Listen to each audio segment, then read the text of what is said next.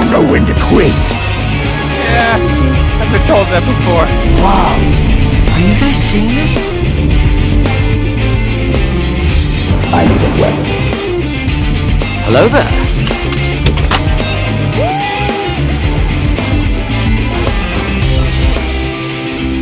You with you? I thought yours was you.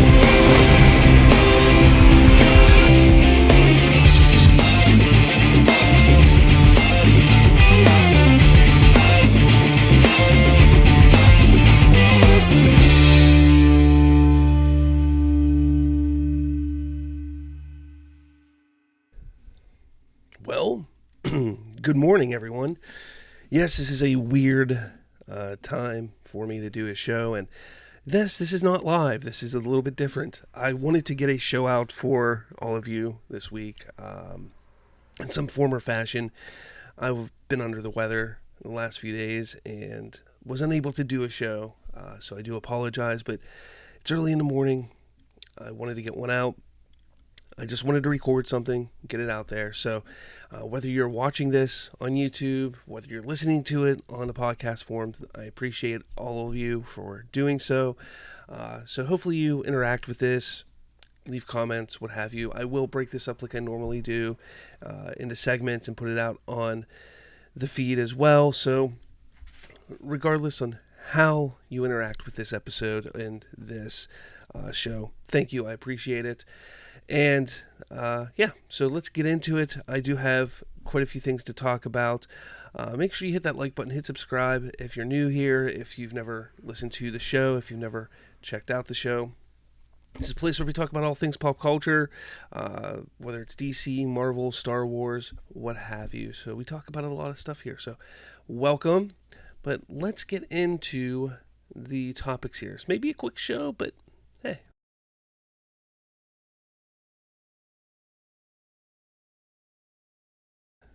There we go. Was I muted the whole time? I hope I wasn't muted the whole time. Let's go back here.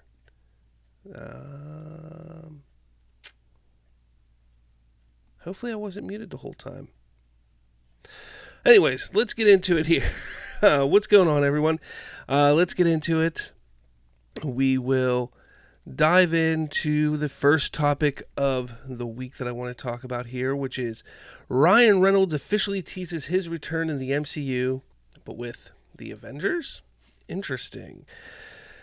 So this was posted by Ryan Reynolds on Instagram, the Avengers logo with an anarchy over top of it. And nothing else really to with it.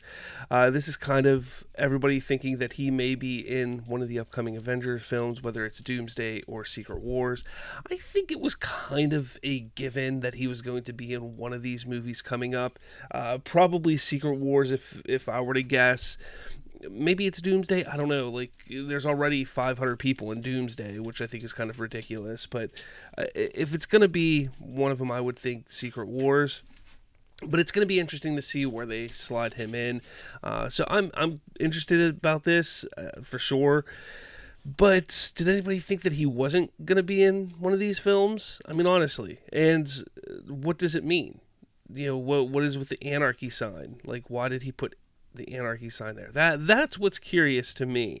I'd love to get your thoughts on what you think it means because, again, I think it's a bit strange. I think it's a bit weird. Like, this isn't how they've been doing this, the announcements and the teases for who's going to be in the upcoming Avengers Doomsday and stuff like that. So I'd love to hear your thoughts on what you think about this. So let me know in the comments below. All right, moving on. The next thing I want to talk about is this here. Gina Corano. Now, I have talked about this on my channel from the very beginning, essentially. Her issues with Disney, her lawsuit with Disney, her being let go from Disney, and so on and so forth. I will admit I have been in Gina Carano's corner from the very beginning, and whether you agree with that or not, I apologize. Not one bit, actually. Look, I'm in her corner. I think they let her go for unjust reasons.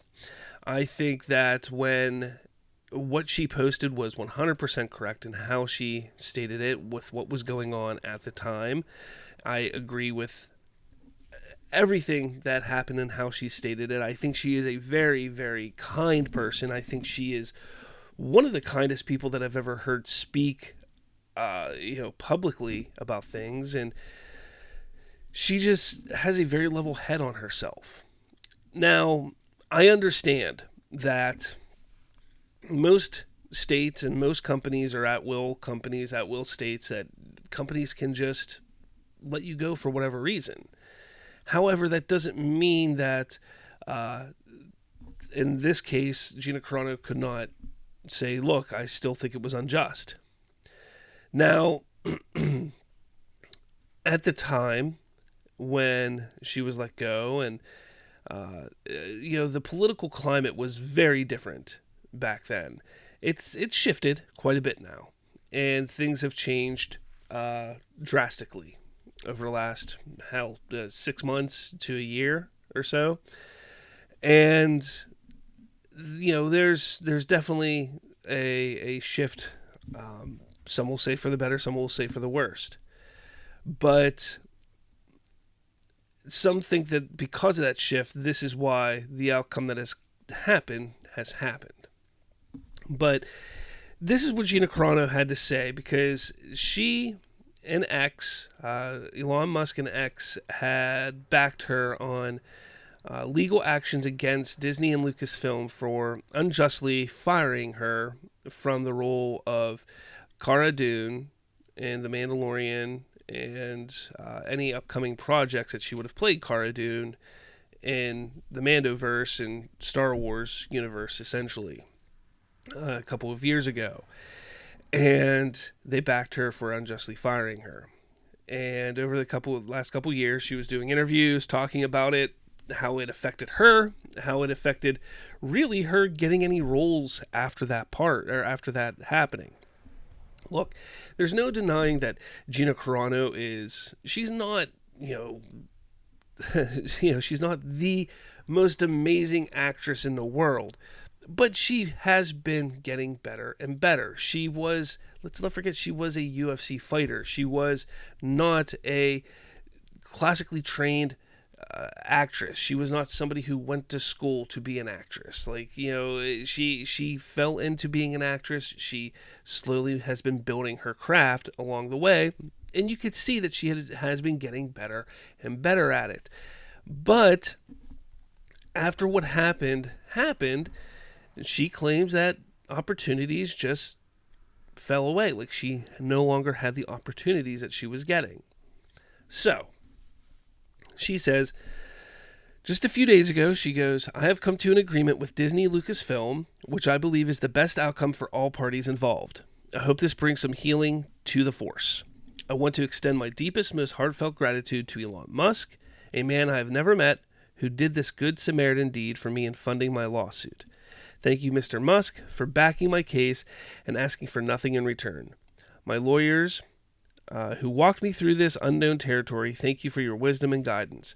I am humbled and grateful to God for his love and grace in this outcome. I'd like to thank you all for your unrelenting support throughout my life and career. You've been the heartbeat that has kept my story alive. I hope to make you proud. I'm excited to flip the page and move on to the next chapter. My desires remain in the arts, which is where I hope you will join me. Yes, I'm smiling.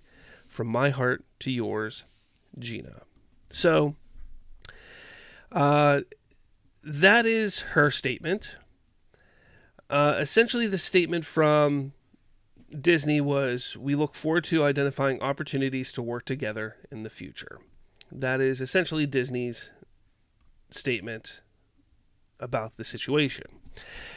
Does that mean we're going to see Gina Corano pop up in the Mandoverse again? See, that's a difficult thing. Now, I know Gina Corano has stated in the past that she wants to go back and work as Cara Dune. She wants to. Is that a possibility? I think she's going to show up again. Whether it's in the big Mandoverse movie that's going to be coming out in a few years, whether it's, just a one-off scene, or I don't think they're going to do like the Rangers of the New Republic, because that was going to be kind of her big tentpole film. I don't know if that's going to be it, but I think she will show up at least one more time. I don't know what the settlement is. Who wins here, though? Because that's kind of like the big question. People keep talking and asking, like, who won this here? Who won this big lawsuit?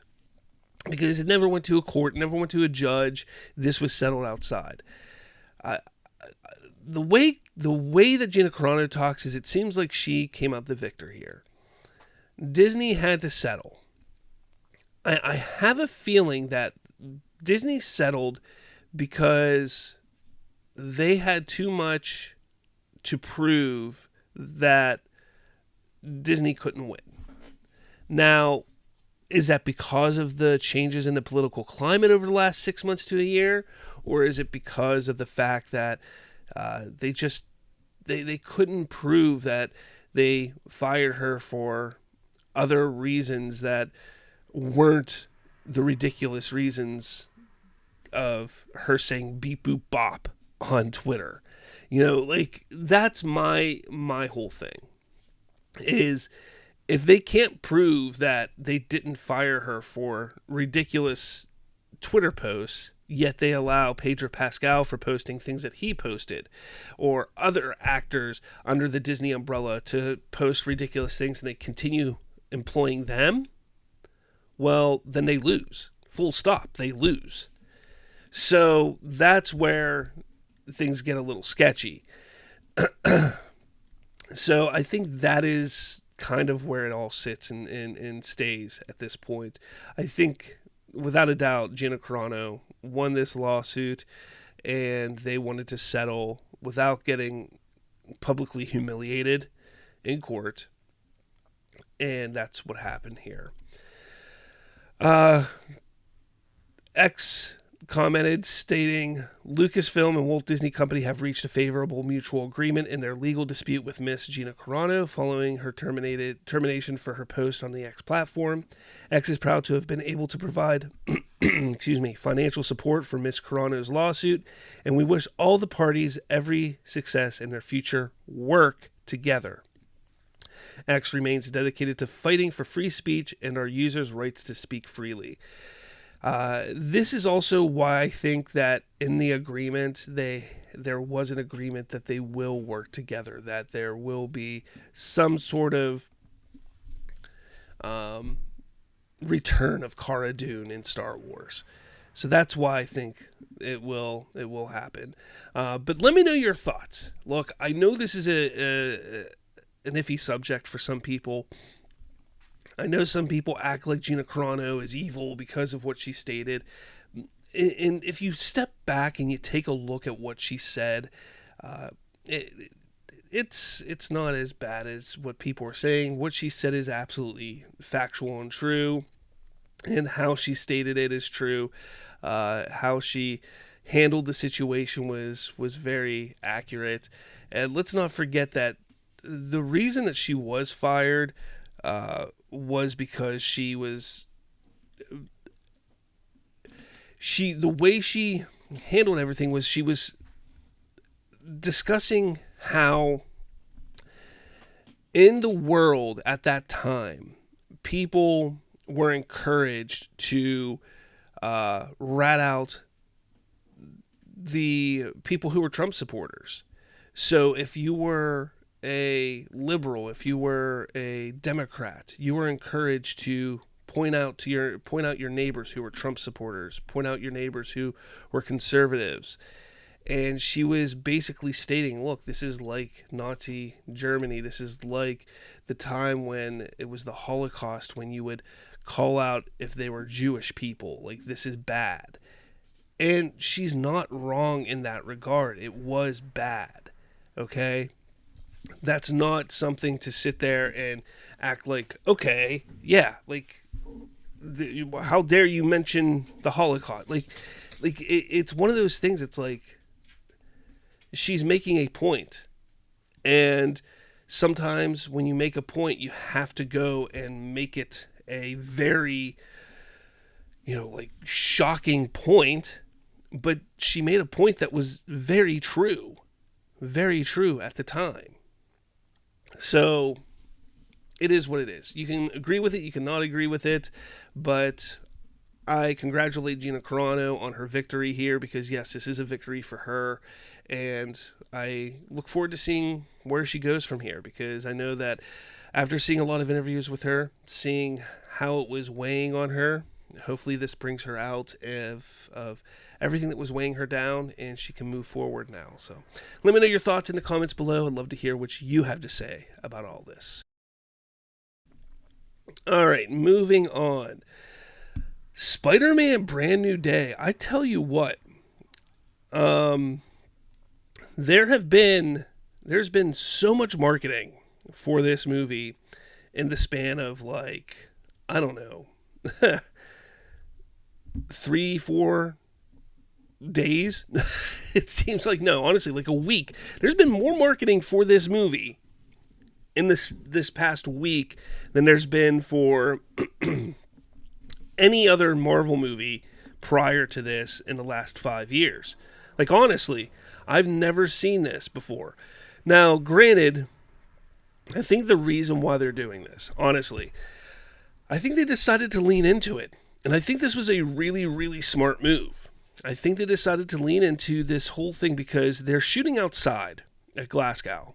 And with them shooting outside like they are, there's obviously going to be people watching them. There's going to be pedestrians. There's going to be people out there just taking video, seeing all this stuff going on. And instead of trying to sit there and hide everything, instead of trying to sit there trying to say, no, you can't take photos. No, you can't do this. No, you can't do that. They're leaning into it. They're doing everything they can to say, look, yes, this is Spider-Man. Yes, this is fun. Yes. Go talk to the people, Tom Holland. Let's just make it fun for them. Let's make it fun for everybody. Let's show some behind the scenes stuff, because in a couple weeks, they're going to be on a soundstage and we're not going to see a darn thing. So we're getting a little tease. We're getting some teases now, almost a year before the movie comes out, and then we're not going to see anything. I think this is really smart. I think this is really, really smart. And I think this is a really great way to lean into things that we don't typically see. I think more movies, specifically comic book movies, need to lean into things like this. I think back to last year with Superman, when there were all those behind the scenes images taking place in Cleveland, and when they were shooting outdoors. I feel like this is a very similar situation where they should have leaned into that. They should have leaned into it a bit more and done something like this. Not saying that they didn't do great marketing, because they did. I think they did phenomenal marketing for Superman. But I think they should have leaned into it a bit more, and I think it would have eased the tension between the fandom a bit. Maybe not. Who knows? But I think it would have. It's just interesting to me, but what they're doing with Spider-Man here, all the images we're getting, and it's not just fans standing on the side of the road taking pictures. No, we're getting professional photography and photographs of these types of things put out there. It's really interesting. It's really crazy. I give them a lot of credit for allowing that to happen. So we'll see how it continues. Now, again, I know this isn't a typical Marvel Studios film. This is Sony, Columbia Pictures and Sony. So we're definitely not going to get this with Doomsday. We're definitely not going to get it with Secret Wars. But it'd be interesting to see, look, this new era of comic book movies, I think, needs to be handled differently. And if that means you have to start hyping them up a little bit a year before the movie comes out, or while you're shooting the movie, maybe that's what you have to do. And just doing, while you're doing an outside shoot at one point, just involve the fans in a way, and doing stuff like this, maybe that's what you have to do to entice the fans, entice the fandom, get them excited, show them that you're having fun with the fans, show them that you're having fun shooting, and get everyone excited for the movie, even if it's coming out. Like, this isn't your typical marketing. This is just something to wet your whistle, get excited, and then there's going to be nothing for the next 3, 4, 5 months. And then, boom, we're going to get our trailers. Boom, we're going to get all the marketing coming out. So I think this is great. I think this is a great thing to do. I think they're doing a really good job with it so far. With the exception of all the rumors and quote-unquote scoops coming out about, like, Sadie Sink. Who's Sadie Sink playing? And who's the villain of the movie? And why there's 732 villains in the movie and things like that. Like, that stuff, that's getting old. I'm getting sick of scoopers, honestly. But besides that, I think they're doing a really good job. So let me know your thoughts on this. Do you think they're doing a really cool, different type of thing here with marketing Spider-Man right now? Do you think this is something they should continue with comic book movies? Do you think this is a lot of fun? Let me know your thoughts in the comments below. All right, let me get a drink here. All right, let's see.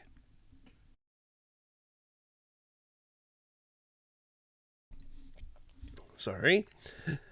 All right, James Gunn has announced Superman. Superman is coming to your homes this Friday. That's right, guys. You can own Superman on digital this Friday. In just 2 days from recording, you can own Superman on digital. You can pre-order it now, $30. You can own it. I'm pretty excited. Look, it is, 35 days from its release. Some people are acting like this is a sign of them thinking it's a flop or what have. Look, here's how it works, all right? In today's age, movies go to digital around the 40 to 45 day mark from theaters, from when it comes out in theaters. The fact that they moved it back to 35 days does not mean they think it's a flop. Not by any stretch of the imagination. My thoughts on this are that they are really pushing to capitalize on the hype that is still there for Superman. It feels like that. So here's how it works. All right, I want people to understand this, how things work with theaters, because I know a lot of you don't understand this. I know some of you do, but I know a lot of you don't. When a movie goes into a theater, take Superman for instance, came out July 11th, goes into theaters. First week it sits at, and I'm just pulling numbers out my ass, it goes to 10,000 theaters, and it sits in 10,000 theaters that first week. Second week, it may drop down to, 8,000 theaters. Third week, it may drop down to 7,500 theaters. Fourth week, it may drop down to 4,000 theaters. And each week, it drops how many theaters it's in, okay, and how many screens it's on, okay? So as it drops theaters, it drops screens as well. So the screens, how many screens it's on, it drops. How many theaters it screens, it drops. And it's, drops and drops and drops and drops and drops. So let's not forget that the amount of theaters in the United States has gotten smaller and smaller since COVID. The amount of screens that are available are smaller than ever before. Every single week, new movies come out. Those new movies that come out take screens. So when those new movies come out, older movies have to, eliminate from where they're at. So Superman, now that it's been out for a month, more than a month at this point, yes, the amount of screens that it's on is fewer and fewer. Now, Superman will continue to be in theaters even when it comes out on digital. It's just not going to be on as many screens. So from a studio standpoint, they feel, and this is just me thinking how a studio would think here, it's going to stay in theaters. You can still go see it in theaters. Anybody can still go see it in theaters. And they encourage, and I encourage everybody to go see it in theaters still, because it's nothing like seeing a movie on the big screen.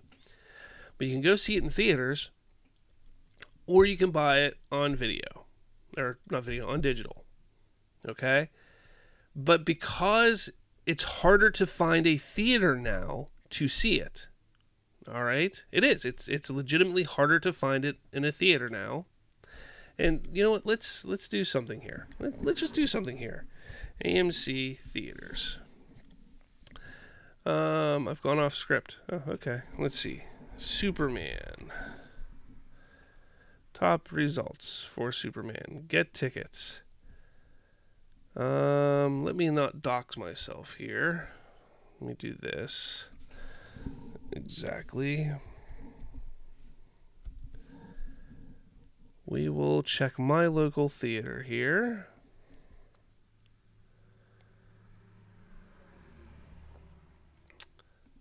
All right. So currently, Morgantown, West Virginia. This is today. There are 3 showings of Superman. South Hills Village up in towards Pittsburgh.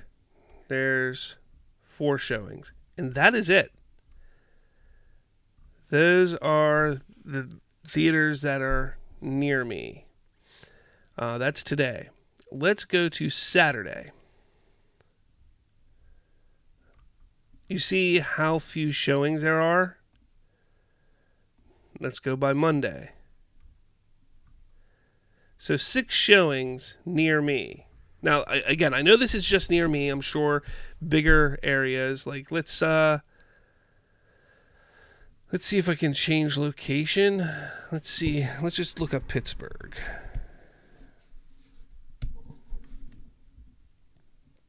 Yeah, Pittsburgh, PA, people. Let's go. There are no AMC theaters within 50-mile radius of your search. Yes, there are. Yeah, I know this is not my area code, so let's see the Waterfront. So Waterfront, which is the biggest AMC theater in the area, only has 3 showings as of Monday. Let's see if they have anything next week. They don't have showtimes yet for next weekend. So you can see the showtimes are getting fewer and fewer as the time goes on. And because of that, they figure, hey, let's put it on digital. Let's sell it on digital. Because not everybody's going to be able to get to the showtimes, the fewer and fewer showtimes that there are in these theaters. Get it on digital. You have the opportunity to go to theaters and see it, or you can watch it on digital.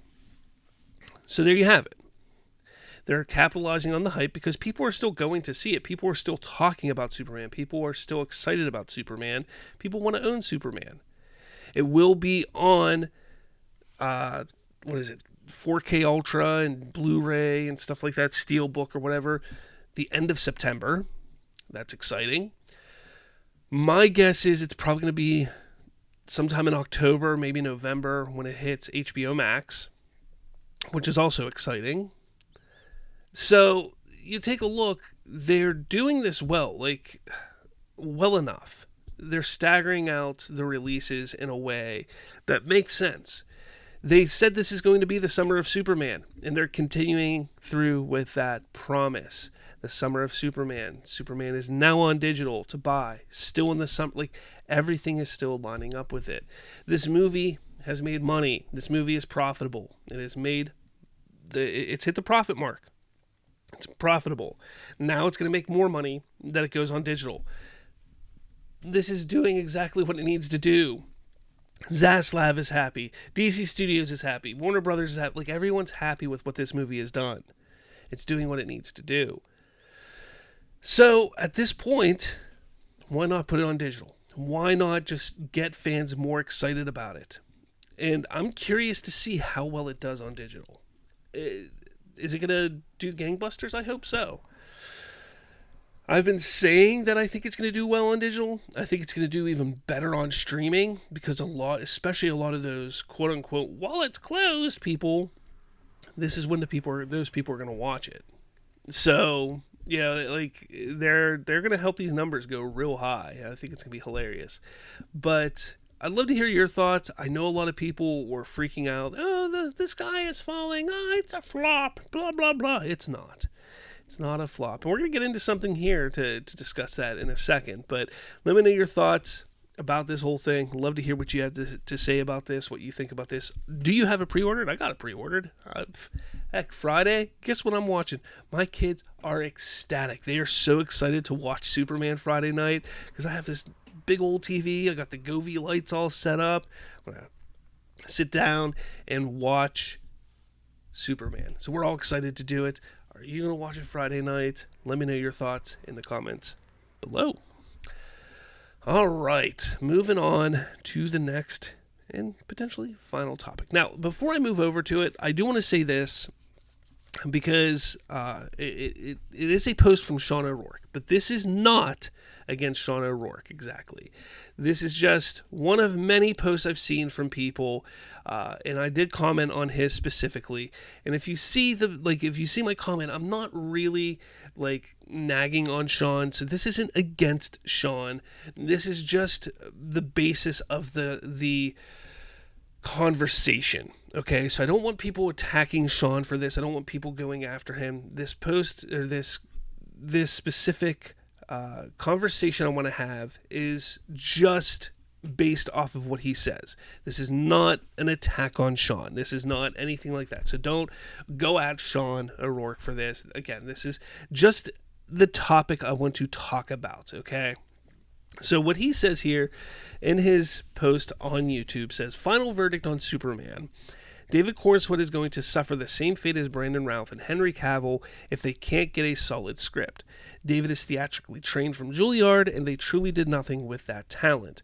The DCU needs better directors and better scripts. The fact that James Gunn said he wouldn't make anything unless the script was perfect, and then this Superman movie came out with all its narrative problems, shows how bad he is at gauging his own material. Not everyone likes James Gunn's trauma-esque third-grade fart joke humor and 50 characters in a film.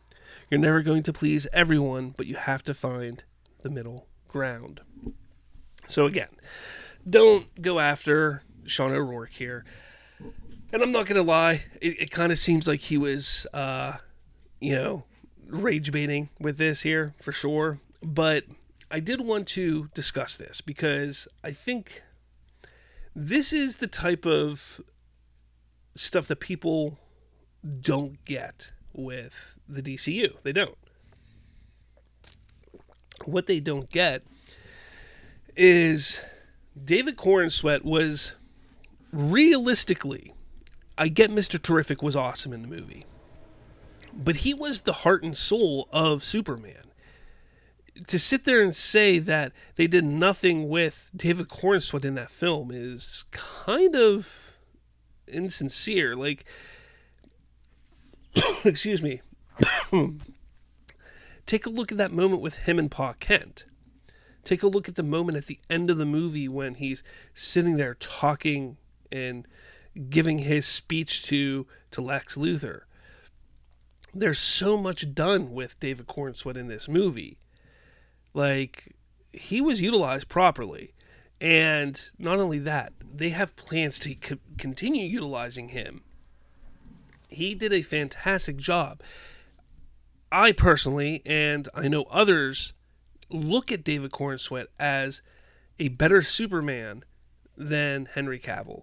They look at him as a better Superman than Brandon Routh, than Tyler Hoechlin. Do some look at him better than Christopher Reeve? Maybe.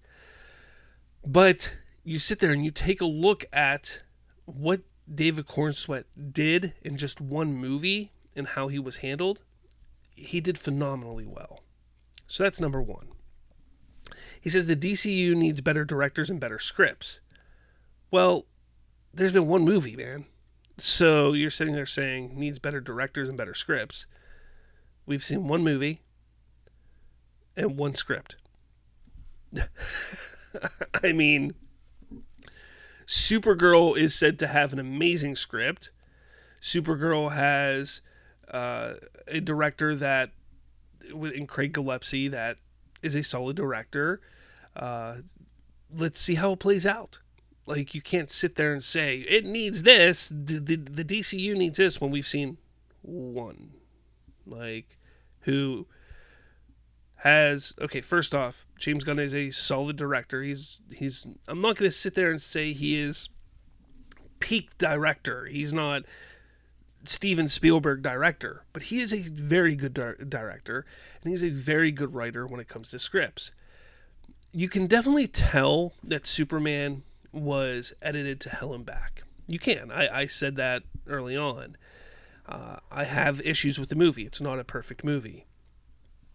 I am very curious. I would love to read that script, the original shooting script. I would love to read the original shooting script to see how different it is from the finished movie. Because I can guarantee that finished script, that original shooting script, I could guarantee you that it is 100 times better than the movie we got. But why they chose to go this route with the movie, I think, is because this movie, it hits a different way than that script would hit. It hits with the general audience more than the original script would hit. And I think that's why they went that route. And it makes sense. You leave that theater feeling hopeful. You leave that theater feeling excited, feeling, wow, that was a lot of fun. And maybe you would have felt that with the other script. But maybe that other script was just a little too long. Maybe there was just a little too many jokes in it. Maybe there was just a little too much of something else in it. And they decided to go that route. Because, you know what? We need to hit the general audience more. We need to make sure that kids love it. We need to make sure that moms and grandparents love it. And that's why they went the route they did. He sits there and says, not everyone likes James Gunn's trauma-esque third-grade fart joke humor. That was not in Superman at all. Not at all. For anybody that thinks that kind of humor was in Superman, I question, show me where. Show me where. 50 characters in a film? Come on. Where were the 50 characters? There weren't 50 characters. Like, you had Superman. Superman was the main character. You then had your main supporting cast, which was Lois and Lex Luthor. And then I would even go as far as saying Mr. Terrific would then be kind of on a main supporting character role.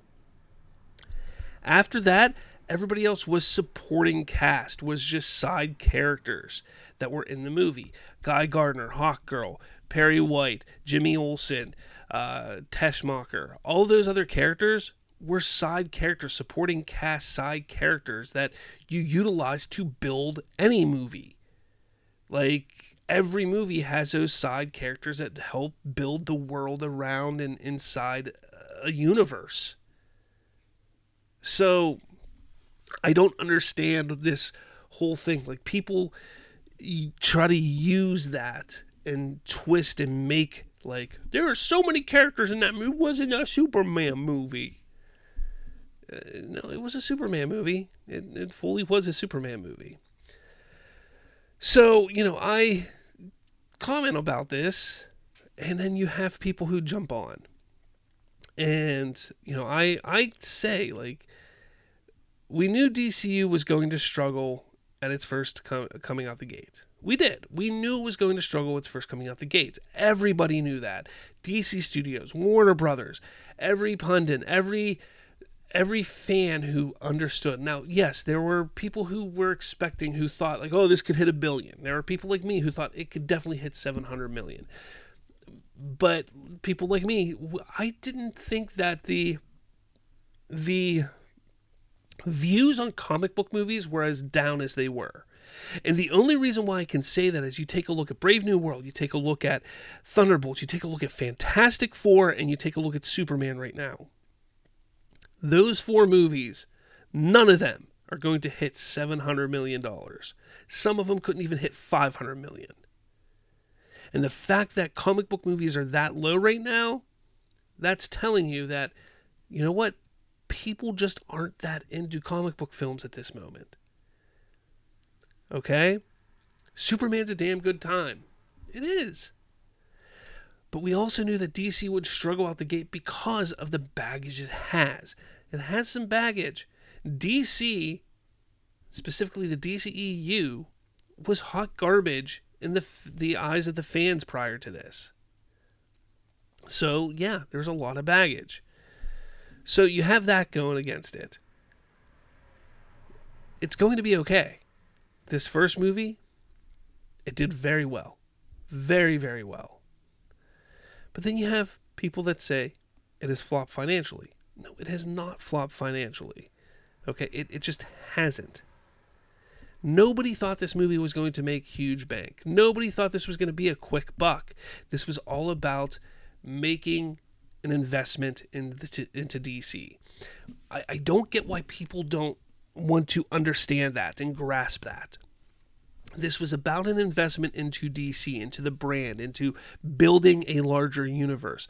Iron Man was not about making $1 billion.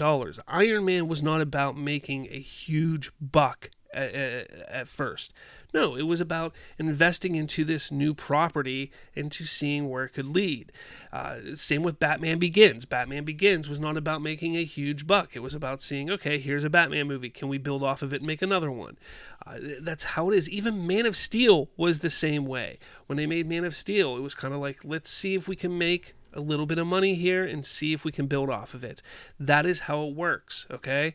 Well, Man of Steel made $670 million in a box of scraps in 2013. It doesn't matter what it made in 2013. The bar was never set for Superman to match or make how much Man of Steel made.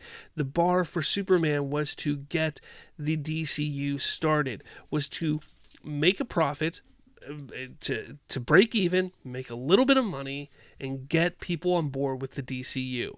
That's all the bar was. It was never to, it's got to match Man of Steel, it's got to match Batman vs. Superman, it's got to do this. No, that bar was set by a bunch of try-hard Snyder fans. That's where that bar came from. That's all it was. So, realistically, when you sit down and you take a look at what Superman did in 2025, it had a solid script, it had a solid director, it did everything it needed to do. It's doing fine. David Cornsweet, people love his iteration of Superman. They love his ollies and, you know, whatever it is. Like, they love his little, his play as Superman and being more Silver Age. Like, they like that. Gee golly gosh, you know, whatever it is. Like, they love that stuff. But people want to continuously talk box office, and it's getting tiresome. It really, really is. I give Sean a lot of credit here, because he doesn't talk box office. He talks things that he believes, whether he believes it or not, or he's trying to rage bait. He talks about Cornsweet. He talks about them needing better directors and scripts. You know, he goes here, but he was wrong on things. And fact of the matter is, this movie has done everything it needs to do. It's moving forward. The DCU is moving forward. And that's another thing that people refuse to acknowledge, is they sit there and they want to compare to Man of Steel. They want to compare to what came before. It's like, it doesn't matter. In the grand scheme of things, anything you say, it didn't hit this number, it didn't hit that number, blah, blah, blah, blah, blah. Who cares? We're getting Supergirl next year. We're getting Clayface. We're getting Lanterns. We're getting Peacemaker in a couple weeks. Like, who cares? Just move away. Move on. Superman was fun. Did you like it? Awesome. Great. Let's go. You didn't like it? I don't freaking care what you liked. Like, who cares? Let's move on. And that's it. You just go forward. Just move forward. But let me know your thoughts. Love to hear what you have to say. Again, don't attack Sean O'Rourke for this. I don't know if he was rage baiting or not, or if he truly believes this. I just thought it was an interesting topic to discuss today. So let me know your thoughts about all this. Love to hear what you have to say. So let me know your thoughts in the comments below. Well, guys, with all that said, like I said, it was just going to be a little shorter especially because I'm not doing this live, so I don't have comments coming in to discuss with everybody. But I wanted to get a shoe. I wanted to get a shoe. I wanted to get a show out there for all of you. So here it is. Here's my show.